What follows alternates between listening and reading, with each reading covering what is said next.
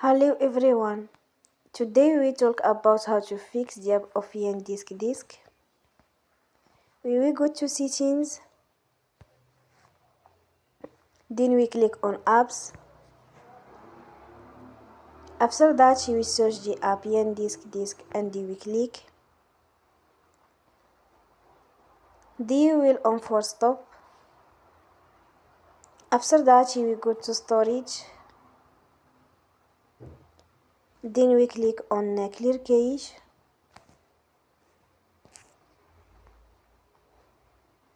In the end, turn off your phone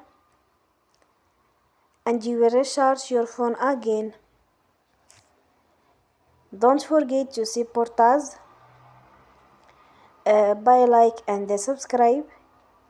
See you next time and thank you for watching.